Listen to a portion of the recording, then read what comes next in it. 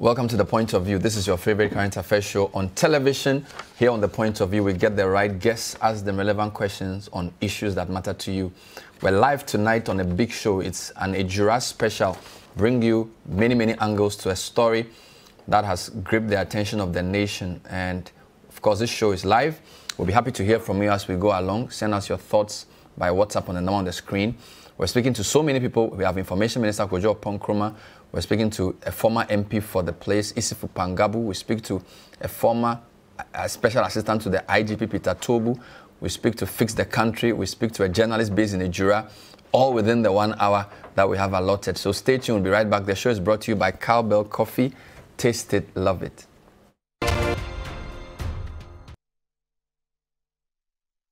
Welcome back to The Point of View. So tonight we're trying to give you all the angles to a story. So on Sunday dawn around 1:30 a.m., Isifu Mohammed, or Ibrahim Mohammed, known as Kaka, was killed in front of his house by unknown people.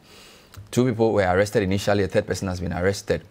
He was buried yesterday, and after the burial, a procession turned into some sort of altercation, which led to shootings. 2 people were killed on the spot, 4 others were injured. We'll be telling you the full story tonight. I'm going to start with a journalist based in Ejura. He is Nana Ofori, a journalist with Naji FM in Ejura. He'll give me a quick overview of what's happening as we speak. Nana, good evening. Thank you for joining us on The Point of View. Good morning, sir. Hope you are doing well. I'm very well, thank you. How is Ejura as we speak to you now? Let me do some small corrections. The name is Nana Ofori and the station is Naji FM of Ejura. Fantastic. Thank you for the correction. How is Ejura? Okay. Have things come back to normal? Yes, please. Currently, as we speak now, Ejura is a peaceful, it's a peaceful community as we are speaking. And because of how the Nananum and then the chiefs of the Zongos and then the Ejura Traditional Council, they call the opinion leaders, the youth leaders, and then start with them and speak to them so that peace will reign in Ejura. So, as we are seeing now, Ejura is now, let me say, a peaceful community. Yes, it's very peaceful here. Yeah. Okay. Comparing to yesterday, as at now, the environment wasn't good at all. But comparing to tonight, it's far better than yesterday. So, who was Mohammed Ibrahim Kaka, and why were people so angry when he was killed? Mohammed Kaka, Mohammed Isif, you can say he was a social activist or a youth activist who wants the development of the Ejura community. So what he used to do is, maybe there will be something that goes on in Ejura, which he thinks is not good for the betterment of Ejura. Like there may be a place where the sanitary site is in bad condition. So what he does is he goes to a place and then do some documentaries in the form of documentaries and then post it to his social handles, especially Facebook. That's what he was using. So people thought what he was posting is not good to Ejura. In fact, some people thought they are tarnishing their images. Let me say, some of the, let's say, the political leaders thought that the speculations on ground. They thought this Kaka guy was using to tarnish their image. So according to their wife, that is Sada Hudu, I spoke with her and she said there were so many threatening words his husband told her when he was alive, that these people are threatening him, that he should stop what he was doing. So for him, he thought what he was doing was the right thing for the justice to do. So he didn't listen to the wife or the friends.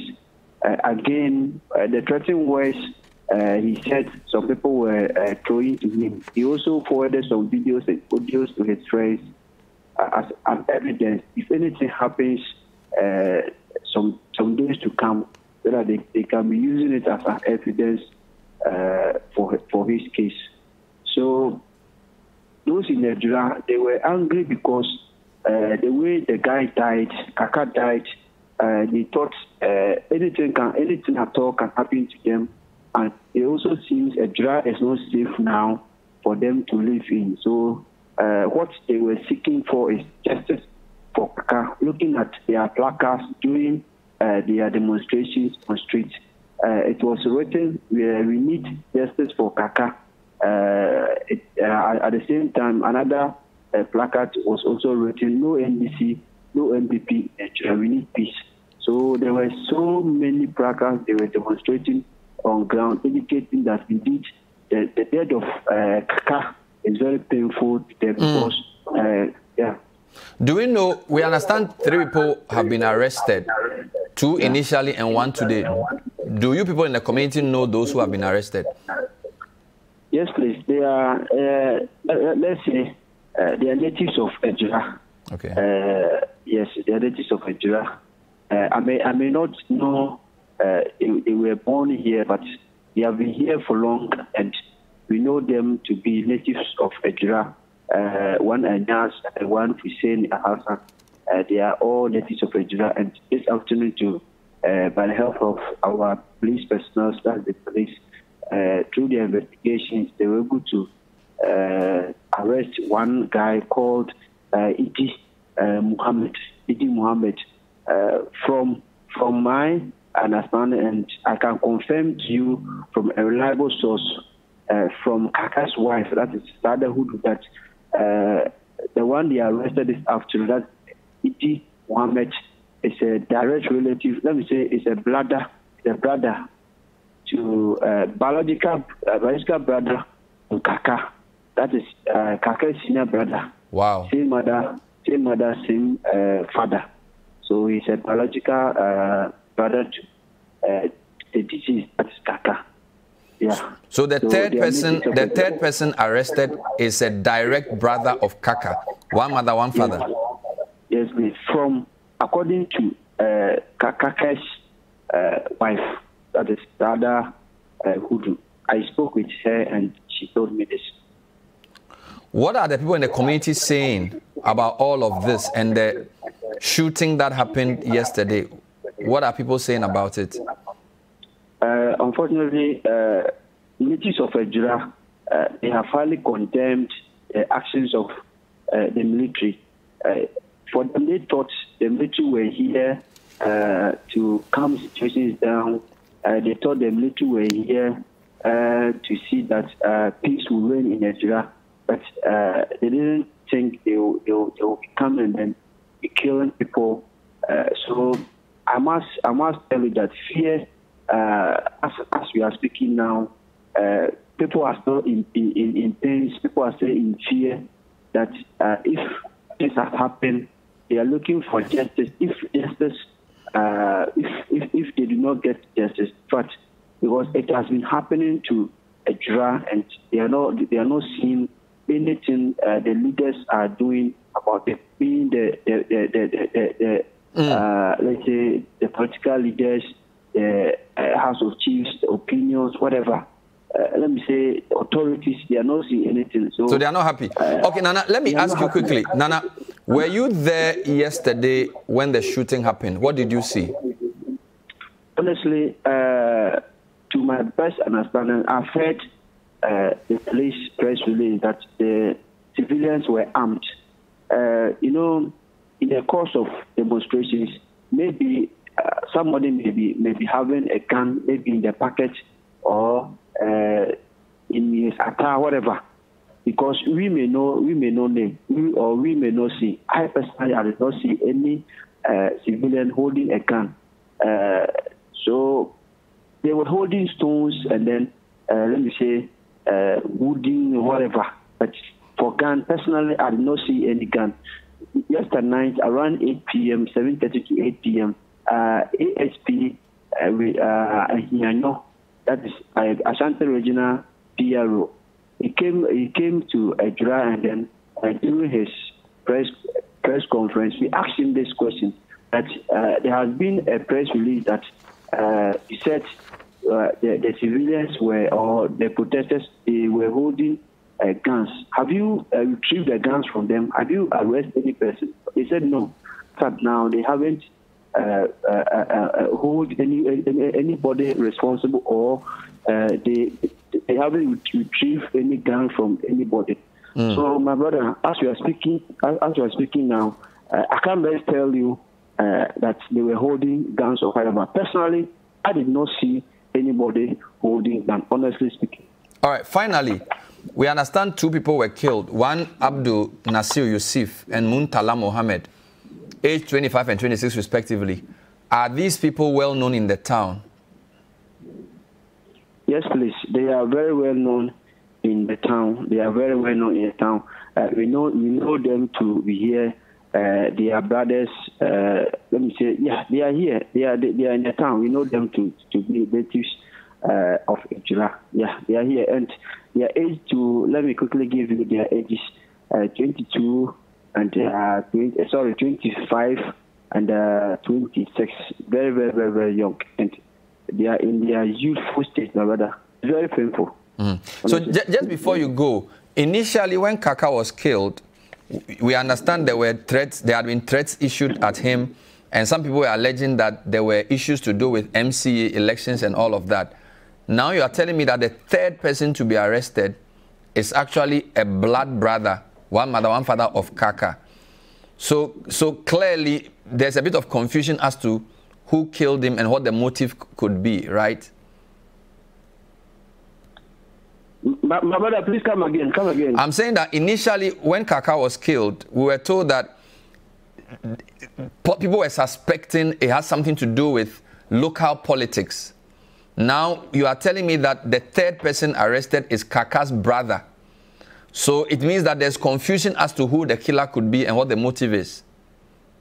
Yes, please. In fact, there is a big confusion in Nigeria here. People are even saying that it's not true, because according to the wife, we spoke with the wife, and the wife was saying, no, this one is not true, because when we spoke with the wife said the brother, that is Idi Muhammad, that is the one they've arrested, and then the husband, they are in good terms. They haven't, fought before. There's nothing bad going on them. So we don't know why these rumors came, and they came and arrested his, let me say, Kaka's brother.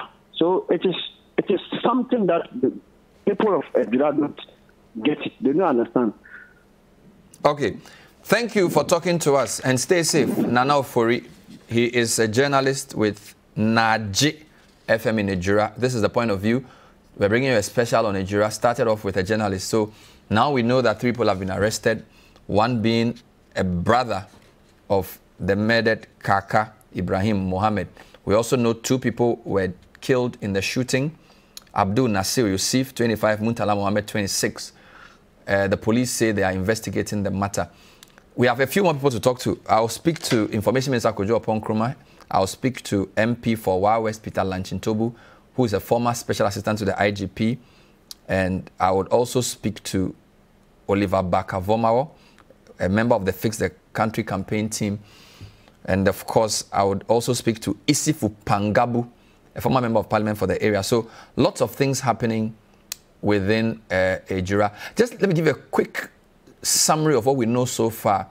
Our correspondent, Mafu, has been in Ejura for the past 2 days, and he spoke to the wife of Kaka and also followed the team as they went to the cemetery. He came through with a quick report. I'll show you some highlights of that before I do my next interview. According to eyewitnesses, the late Ibrahim Mohammed had just gotten to this side. He was about entering his house. As soon as he entered this place and it was about opening, there were some unknown men, unidentified men, who were hiding behind this side. And so they hit him with some stick, and then he couldn't control himself. The wife was among one of the first people who got out to check. We've been joined by the wife here, the wife, Sada Hudu, to tell us what really happened. Dian Kasen is here. Fiada ayumbrenu opie enti ono otimi cha abonti nti wo ba no abobe 130 nti yawura mimi ndano no nti woba ye no na wodi moto na ewurum e wo ha na wati se ye bo bibi onu so ya wo bura fia mboa wo fia ha na wapam omo na watum gate no ntama wo ti se ade ni bo no enya mmoa na ye bo omo we de aburu se anka mboa na anka wo bo anka ye de a omesu nti mani mpia hwe ade de me na ekosu nti tama wo ti se omo ti se wo bie punu no afi na omo de America pie nti omo fani se echire na obai na ukunu na oda he ankasa ba cho oda ha se oda fam ho na oda fam omo bubum no ntimi nsori na ha yesun kakra nti yekura nya ne ye na esuro se ye nim adukura ewo ho nti na esuro eho na mehu se be ma na pie na ma ye vim na mi di duru ho nti mi duru ho na oda ho na epeja no edunu ko doctor die na mo pese empanfo ye fa ho ma ho okay mi de mi peni se yenye hwehwemu na ye hu de oku mi kunu ese mi kunu woni obi an ni asam woni obi a free nti mi nim ade a waye o ma amoku ni ya ya san nti mi sira aban se wonye bibi mfa ho ma me nyesa o ma ha mi pa mi nkoda 5 munyina ma panyin na di sen 18 years. Very sad indeed. So he was survived by 5 children, oldest being 18, the last born 2.5. There's more on this report coming up. Let me speak now to a former member of parliament for Ejura, Sechedumasi, Isifu Pangabu Mohammed. He was MP from 2005 to 2013, the 4th and 5th parliaments. Honorable, good evening. Thanks for joining us on The Point of View. Fine evening. What do you make of what's happened in your constituency? What are your impressions? My president said that at least I was in the Green family to have preachers. God will answer for us. I was not there in Nigeria. I was in Tamale on the whole happens. So in fact, I will not be able to tell you anything. If I tell you it's speculation, it's the speculation which is bringing more trouble to Nigeria. So my advice is that people are talking, let's give some time. I think the police are investigating, so that at least now that in this time maybe we'll get the full facts of the matter. But the belief fair enough. At least. Fair enough. But are you surprised about what happened? How shocked were you when you heard the report? Because Kaka was my very personal friend.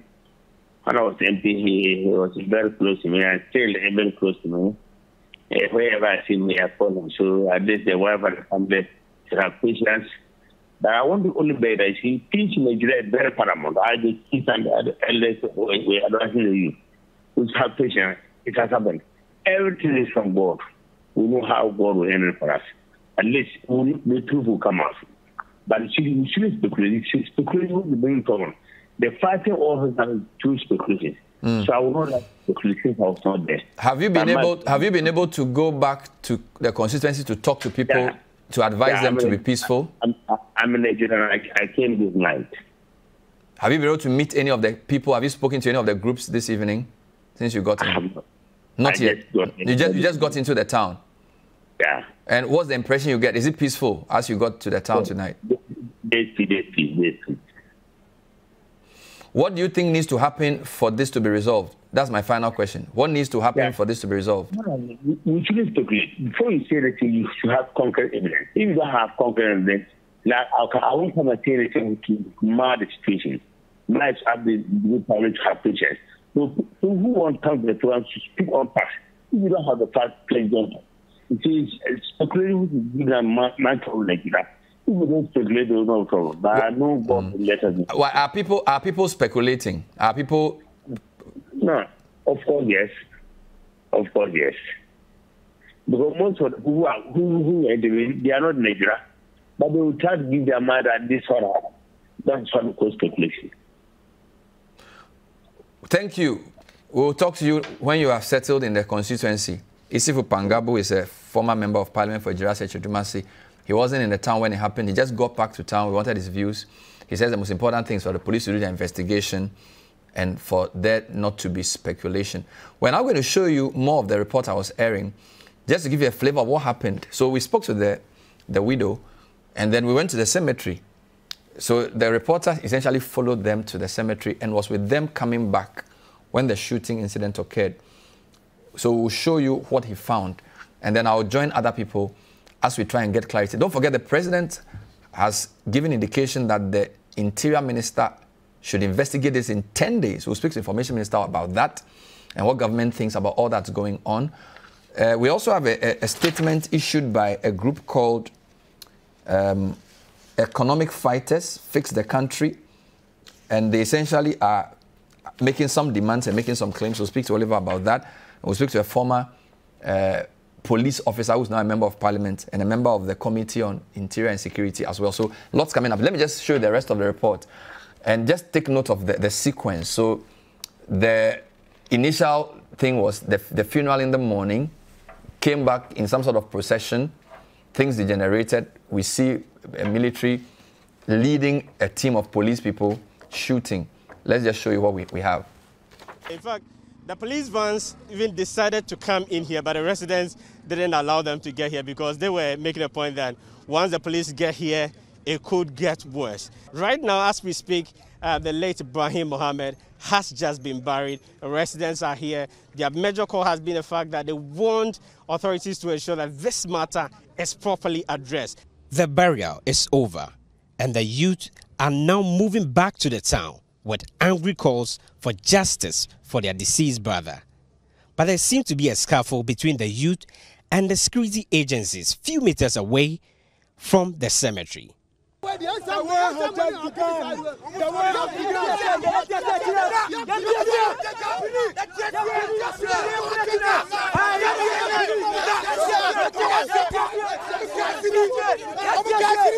Hello.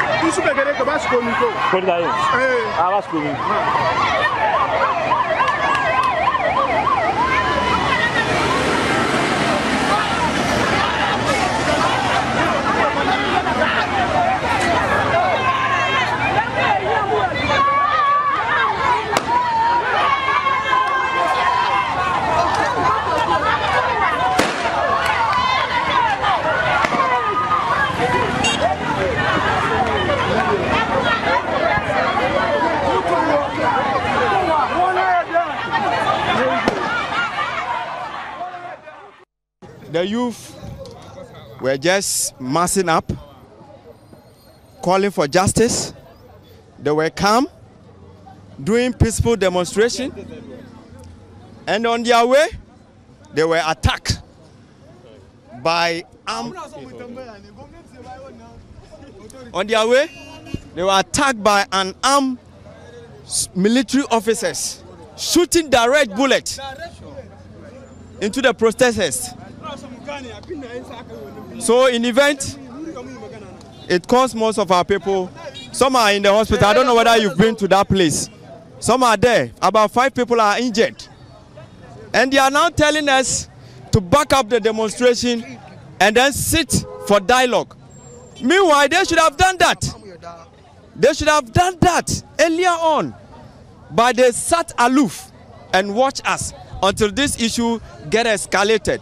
So if that is the approach that they are adopting, we are also there. Yes. We are drawing several strategies to come out, and we'll show them that we will not give up. Yes.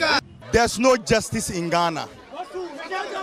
We are repeating again that justice, we are going to do the justice ourselves. We are giving you only 1 week. If justice is not done, we're going to take the law into our own hands. Nobody is above the law.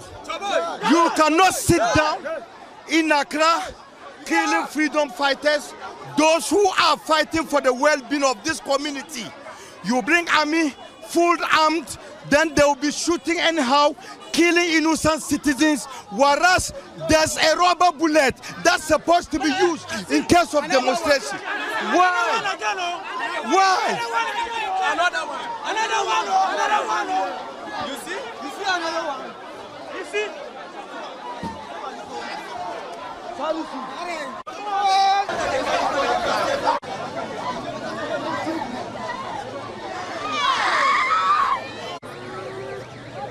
I have been joined by the medical superintendent here at the Ejura Government Hospital.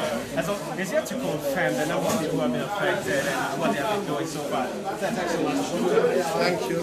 So what figures have been affected? We have in total 6 people affected by the crash, and 2 died, and the body released given to the family as I speak. 1 died on the spot before bringing to the hospital. So we just confirmed the death. And also 1 also died 10 minutes after resuscitation. He also died. Both of them sustained severe gunshot injury, penetrating injury to the chest directly. 1 had his bullets from the back of the chest, and the other 2 on the left hand, on the left side of the chest, all penetrating injury to the chest with bleeding, with internal bleeding. So there's no way they could survive. The other 4 also sustained severe injury. 1 had an injury to the waist with a pelvic injury. The other also have left femur fracture. If I say left femur fracture, it means the fracture of the thigh bone, with also fractures of the left tibia and fibula, fracture of the left leg, the lower legs also, the bone. That's what's happened. But currently, the severely injured ones have had enough resuscitation. They are not quite stable, communicating. But currently, we have done some investigation for them. We've taken them to the X-ray unit to also see the extent of the fracture for possible advice. Very, very troubling scenes indeed from the Ejura Hospital. And that report was filed by Edward Opomafo. And you saw the victims lying on the floor. Very sad indeed. This is still the point of view. We're giving you a quick overview of the Ejura situation with matters arising. So far, we've spoken to a journalist based at Ejura, Nano Fori, and he gave us a phone interview. We also spoke to Isifu Pangabu, former MP. When we come back, we'll speak to Oliver Bakavomao, who's from the Fix the Country campaign. Later on, we speak to the Minister for Information, Opon Kroma, and also Peter Lanchintobu, all on tonight's edition of The Point of View. Stay with us. Welcome back to The Point of View. Tonight is a special on Ejura and matters arising. I'm going now to a convener of the Fix the Country activist group, Oliver Bakavomao, for his thoughts on what's happened. Oliver, thanks for joining us. Good evening. Hi, Bernard. How are you doing? Oliver, good evening. Can you hear me? I can hear you. I don't know whether you can hear me. Are you having difficulty hearing me? I can hear you now. Oliver, thank you. So just clarify for me, Ibrahim Kaka Mohammed is described both as a Fix the Country activist and a member of the Economic Fighters League. Are these related groups? Just what's the difference between the two? So let's be clear. I know that now I'm always surprised to hear always a new description.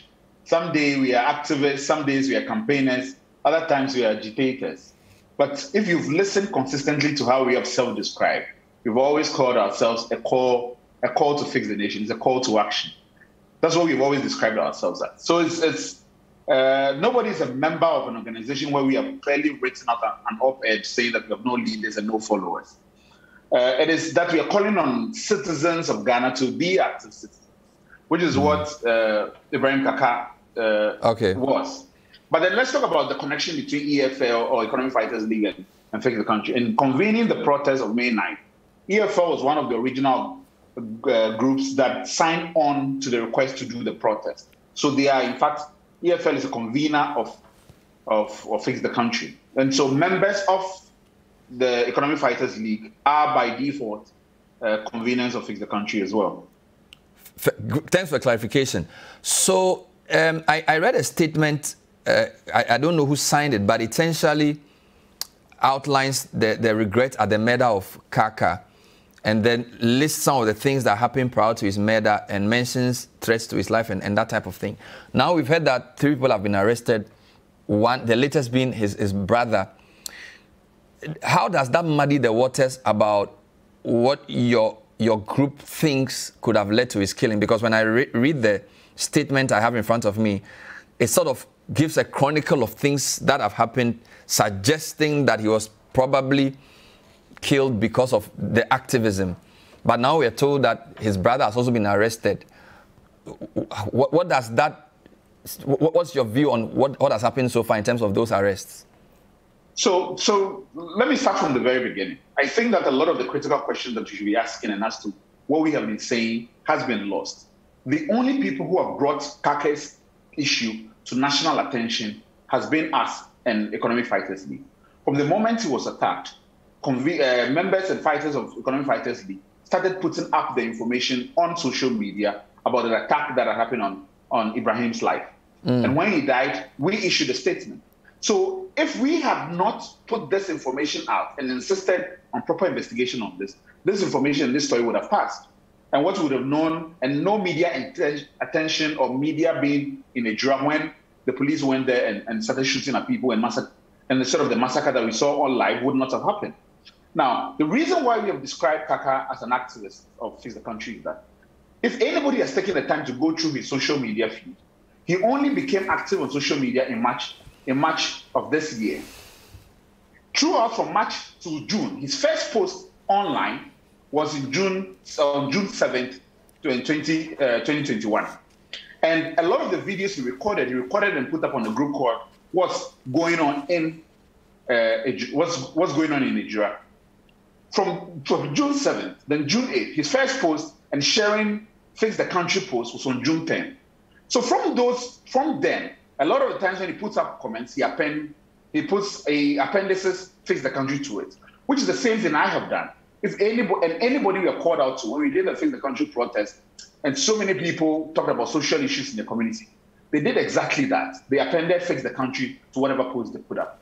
In fact, his last post on social media before he died was what happened on that very Friday and the dawn of which he was attacked. Was he criticizing the arrest of Efia Odo and the other conveners? And his words on those were, one is equal to all, which is what we have always been saying, that if you touch one, you touch all of us. So these were reasons why we felt that this is somebody who sympathizes with the conversation we have been having. And in fact, nobody has disputed that he has been an active citizen and playing the role that the president has called him on to be, into highlighting problems in his community. Exactly the same thing that we're asking people to do. But there's no benefit for us in calling and claiming that he's a member for no reason. I mean, the fundamental issue for us is that justice must be served. And whether he's MPP or not, or a member of the MPP as they're claiming, that is not the most important angle in this conversation. Fair enough. Even the people who have been shot in Ejura that we are calling for justice for, we do not know them. They have not been active online. Fair enough. But our role as citizens is to call attention to the massacre that has happened. In your statement, you said, this statement was issued 28th June, that you were seeking formal audience with the IGP tomorrow. That will be 29 June, which was the day the unfortunate incidents and the killing of the two occurred. Have you been able to meet the IGP since this statement was issued? And what do you make of the latest development, the shooting of the citizens in the video we saw? So, yes, our speaking to the IGP is now connected to the police action there. We did make the request to the IGP, and we're in fact meeting the IGP tomorrow. The reason why we are doing this is not to take away from the justified pain of the families of Ejura and what has happened there. But we think that we will continue to use our platforms to be advocates of Ejura. And we are meeting the IGP to draw his attention to the gravity of the crime that has happened. And in that meeting, we'll be asking him substantive questions and steps that need to be taken. So we have asked for that meeting, and the meeting is happening tomorrow at 11 a.m. Commiserations to you. In respect of the question you asked regarding the arrest, I want to be clear, because this is one of the things we have not said, that the wife of Kaka has gone on and sworn on the Quran that his brother has nothing to do with it. So I'm not going to speculate as to the role of the brother in this and how he got picked up by the police. But the most important thing for us is not about who killed Kaka. It's about the fact that he died. And the reasons why he died needs to be properly established. From where we stand and the information we have consistently put up from the moment he was attacked is that this is related to his activism and the information was put up on social media. All right. Fair enough. Thank you for talking to us, Oliver. I will now turn to Peter Lanchen Tobu, who is a member of parliament for Wa West and also a retired police officer. Now, Honorable Tobu, before I speak to you, I want to just show you what the IGP said at the Public Accounts Committee today, because he was asked a question about the use of lethal force in a situation like we saw in Ejura. It's just a 2.5-minute video, so if you pardon me, because I want to ask you questions directly related to it. So this is what the IGP, James Opombwenu, said.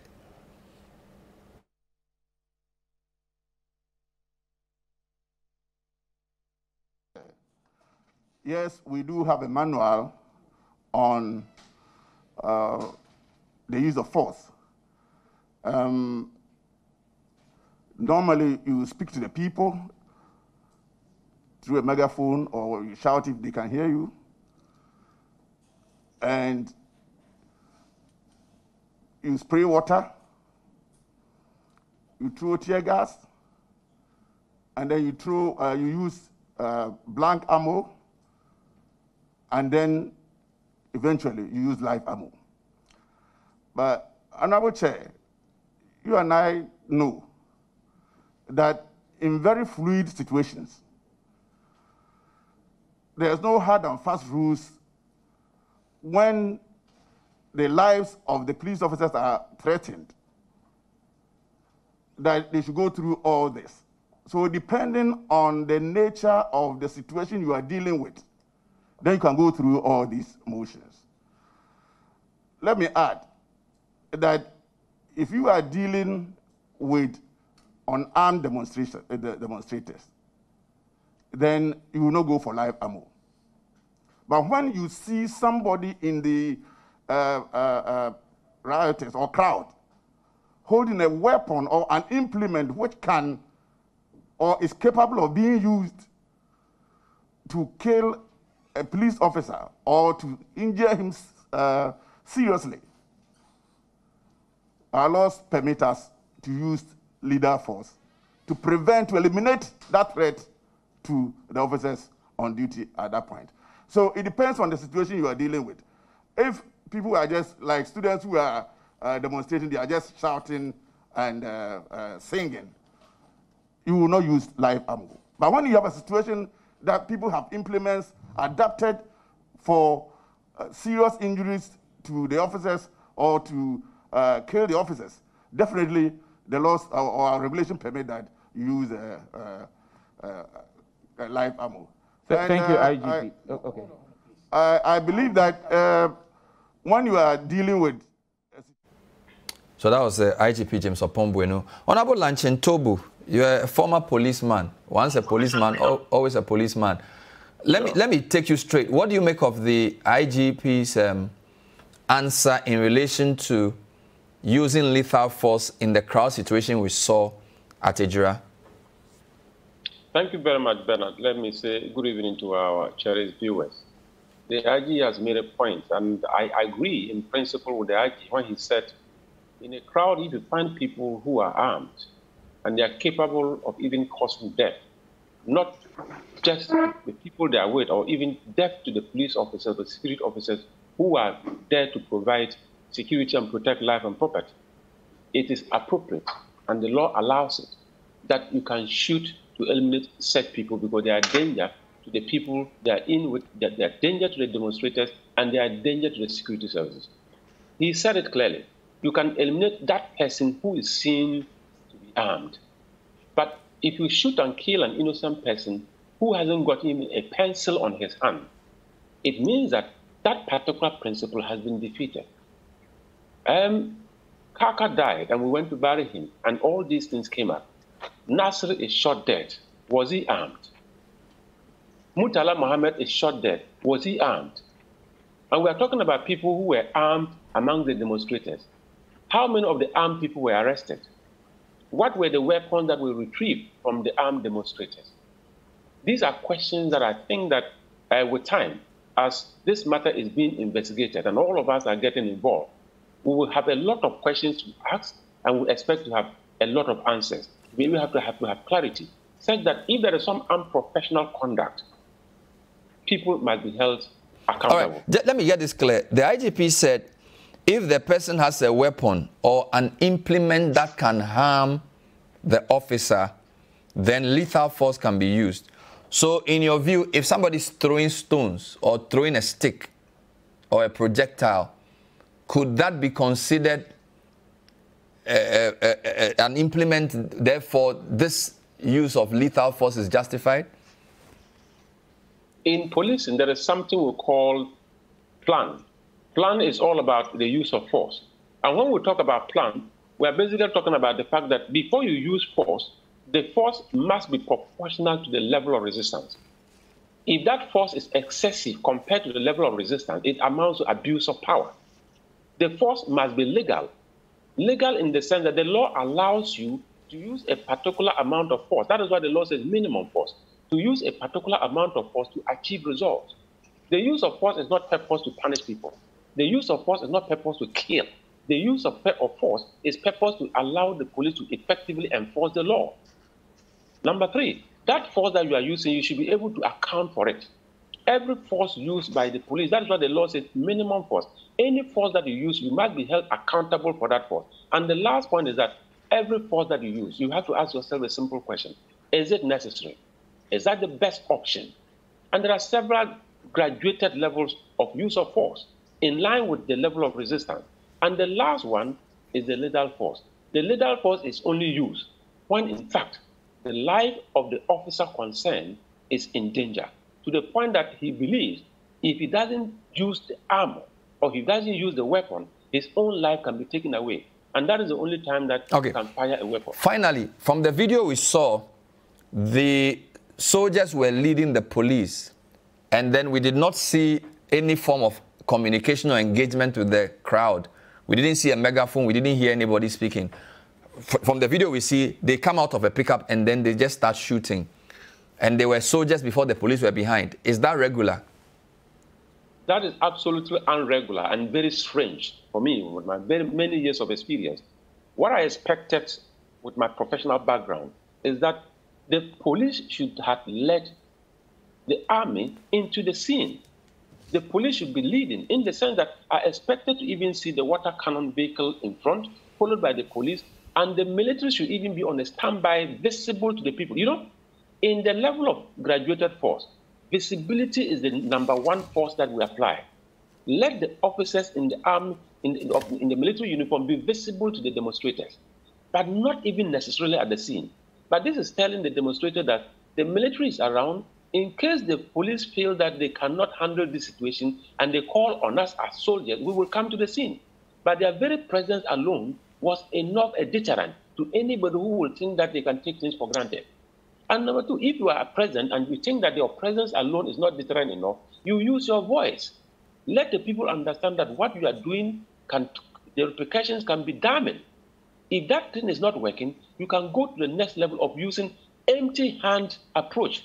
That empty hand approach is a skill that people are training. And that is why we have the formed police unit of the Ghana Police Force. We have the rapid deployment unit or rapid deployment force of the Ghana Police Service. These are all units that are specialized in crowd control and management related matters. So if we're able to deploy the right tools and deploy the right personnel, I'm sure that we'll get the right results. But as for soldiers, military officers in a crime control and management situation, it is far-fetched. And I was saying, if the police are saying that the situation was said that the police were overstretched and they could not contain it, and they invited the military, if that particular situation we saw in Ejura can actually overstretch the Ghana police to the extent that they are inviting the military, it is a very big challenge. And we have to ask many questions.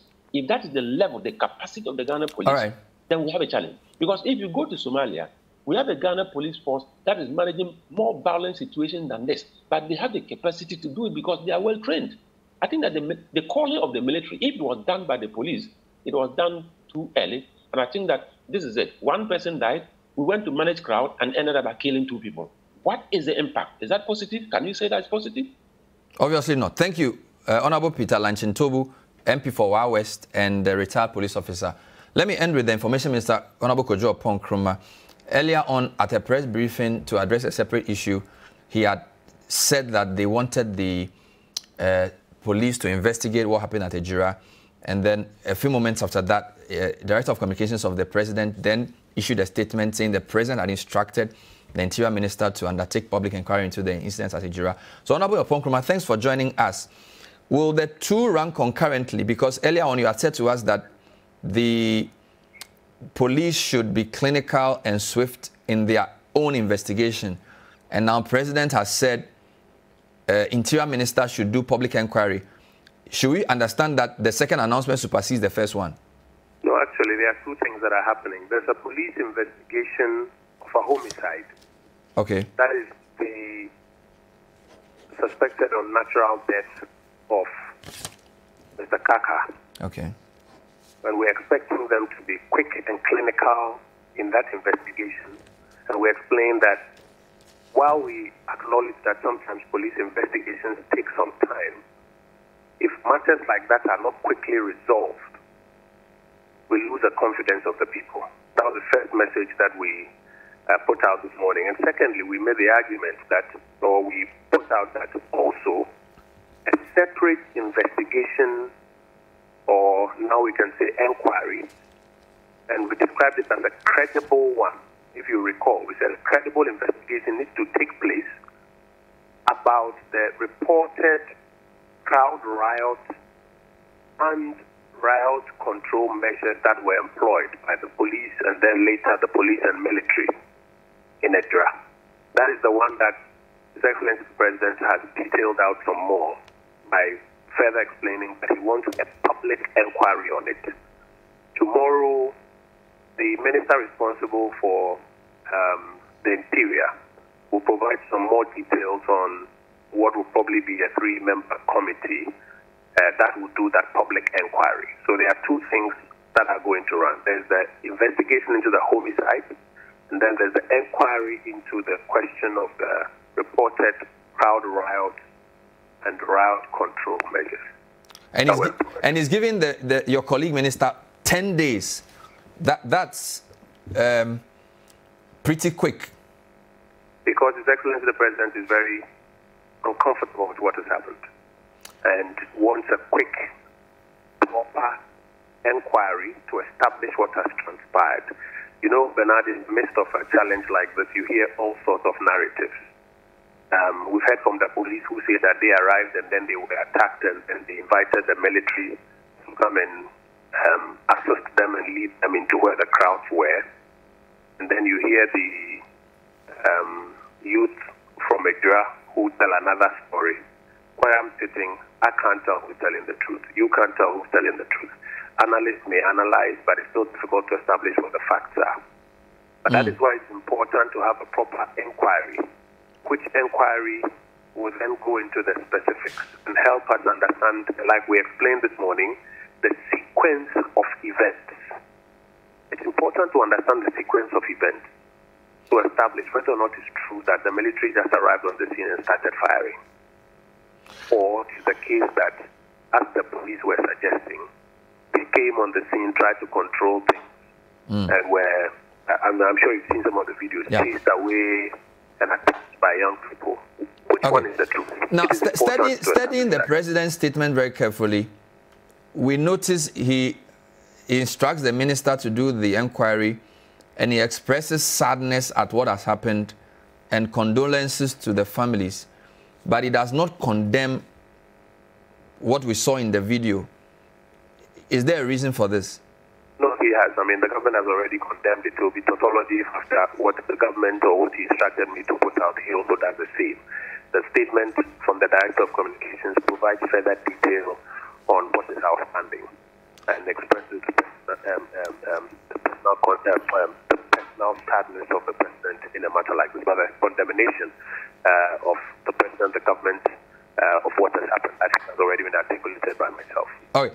Even before the minister spells out how he's going to go about his work, the minorities say they reject a ministry-led inquiry and want they call it a full-scale probe under the auspices of a commission of inquiry within the framework of Article 278 of the Constitution.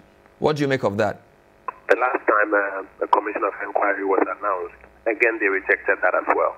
I recall the Honorable Jonathan Asiedu Nketia rejecting the commission of inquiry that was announced by the President into, I think, the by-election violence that was occasioned. So it's not surprising that even another route will be rejected by them. You do know that sometimes you find a bit of politics finding itself in these matters, but I think that those are not the matters that we're focused on. What we are focused on is to ensure that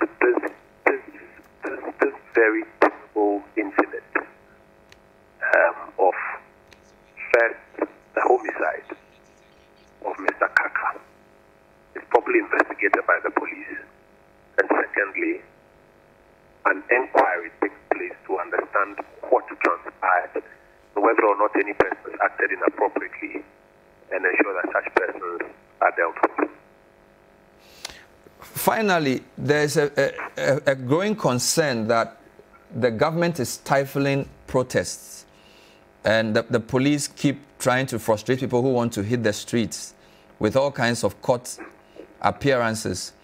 And they feel that for a president who rose to prominence as a human rights activist and a freedom fighter, that is contradictory. What's your comment on that? I can tell you for a fact that the president is not uncomfortable in any way with people expressing their displeasure by various means, including protests. We must understand that there are people who are responsible for various state agencies who may take decisions that they very much believe in and, for example, proceed to court to articulate those views. We're trying to build institutions that are strong and able to work. But if the president believes people should demonstrate, why doesn't he just announce that, yes, people can demonstrate? Because we have said that we want to build strong institutions. If the police are of the view, and that is why today you found out that government had to publicly articulate what it expects of the police in the matter of the homicide investigation. Because what the president, what the government desires, sometimes is not exactly what you find happening on the ground. But because of the theory of ultimate responsibility, you have to have or find a way by which you articulate that and get that clearly understood. And if in this particular instance the investigation is perhaps delaying or not quick enough, we have to let the police know that we expect them to be quick and to be clinical with that investigation. But the broader picture is that the president is not uncomfortable with people expressing their thoughts and people, as it were, proceeding to demonstrate. The president here in Accra received information of what happened on the ground and thinks that there needs to be a proper inquiry to find out if the reports that the security agencies have given him are true, or if the reports are coming from people on the ground are rather the true version. How does he do that? If you were president, how do you do that? You have to have an inquiry to establish it and then be able to proceed from it. But the president himself has been a protester in times past. He believes in the freedom of expression, the very boisterous disagreement, and he doesn't have any challenges with that. We'll leave it here. Thank you. Thank you, Bernard. That was Honorable Kojo Ponkrumah. I will come back and wrap up. This is The Point of View. Stay with us. Thank you for watching. We've been speaking to 5 people. We first talked to Nana Ofori, a journalist with Naji FM in Ejura, who confirms that the 3rd person has been arrested, and the 3rd person is a brother of the man who was killed. We also spoke to Isifu Pangabu, former MP. He just got back to the town. He says we should avoid speculation. We spoke to Oliver Baka, Vomawa convener, Fix the Country. They are meeting the IGP tomorrow. We spoke to Peter Lanchin Tobu, who thinks the way the soldiers and the police met the crowd was not the best. And Kojo Ponkrumah, who says the president is saddened by what happens and wants a clinical inquiry into the issue. We hope you've learned something. Thank you so much for watching. We'll be with you next time. The City Business Dashboard is next. Stay with City TV.